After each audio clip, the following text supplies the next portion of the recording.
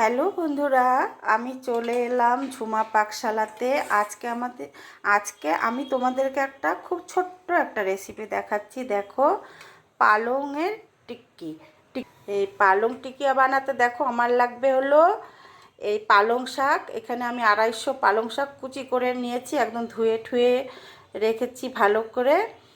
আর এখানে নিয়েছি একটা বড় সাইজের একটা গাজর, ঝুরি ঝুরি করে কেটে নিয়েছি। আর এখানে দেখো এই আধ বাটি এই যেটা পনিরটা আমি গ্রেট করে নিয়েছি।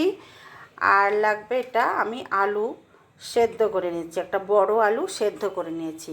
আর লাগবে আদা কুচি, লঙ্কা কুচি, আর নুন লাগবে, আর লাগবে কর্নফ্লাওয়ার।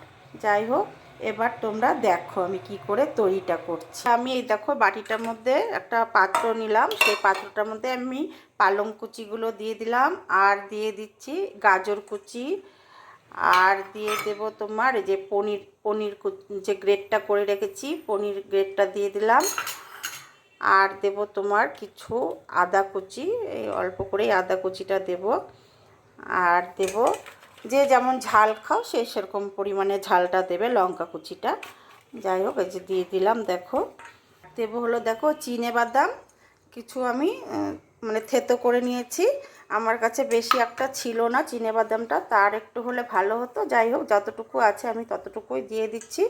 তোমরা আর একটু বেশি পরিমাণে দেবে, তাহলে ভালো লাগবে বেশি খেতে। আর দেব দেখো গরম মশলার গুঁড়ো, এর মতন গরম মশলার গুঁড়োটা আমি দিয়ে দিলাম। এবারে দিয়ে দেব স্বাদ মতন নুন দিয়ে দিচ্ছি। এবারে আমি খুব ভালো দিচ্ছি তোমার আলু সেদ্ধটা। দেখো, আলু সেদ্ধটা আমি দিয়ে দিচ্ছি, দিয়ে তারপরে আমি খুব ভালো করে দেখো একসাথে সব মিশিয়ে মেখে নেব। দেখো আমার কিন্তু খুব ভালো মতন করে সব কিছুর সাথে একদম মাখা হয়ে গেছে।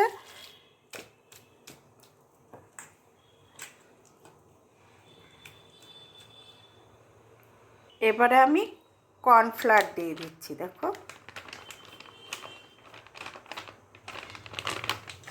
এবার কর্নফ্লাওয়ারটা দিয়ে আমি ভালো করে মেখে নেব। এবারে একটু দেখে নিতে হবে টিক্কিটা হচ্ছে কি না, মানে শেপটা আসছে কি না। কারণ বেশি একটা শক্ত করে মাখা যাবে না, একটু নরম নরম টাইপের করেই মাখতে হবে। প্রয়োজন হলে আরেকটু কর্নফ্লাওয়ার যদি লাগে পরে দেওয়া যেতে পারে। এখন তো আমার দেখো হয়ে গেছে, এটা দেয়া যাবে এখন। এবার দেখো আমি ফ্রাই প্যান বসিয়ে রেখেছিলাম, গরমও হয়ে গেছে। আমি এই যে সাদা তেল দিয়ে দিচ্ছি। দেখো, সাদা তেল দিয়ে দিলাম। তেলটা গরম হোক। তেল দেখো গরম হয়ে গেছে। আমি এবার গ্যাসের ফ্লেম একদম কমিয়ে দিলাম। এবার আমি এই টিক্কিগুলো দেখো ছেড়ে দিচ্ছি তেলের মধ্যে।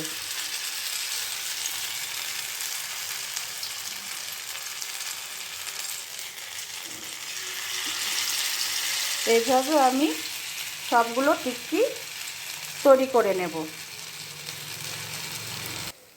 দেখো বন্ধুরা, যতটা মানে এঁটেছে আমি ততটা দিয়েছি টিক্কি বসিয়ে। এবার আস্তে আস্তে হবে, তারপর আমি উল্টানোর সময় তোমাদের দেখাবো। এবার আমি উল্টে দিচ্ছি। দেখো এক পাশ কিন্তু হয়ে গেছে, এবার আরেক পাশ আমি এইভাবে সব উল্টে দিয়ে ভেজে নেব। দেখো আমার এই পালং টিক্কিগুলো কিন্তু দেখো ভালোভাবে ভাজা হয়ে গেছে।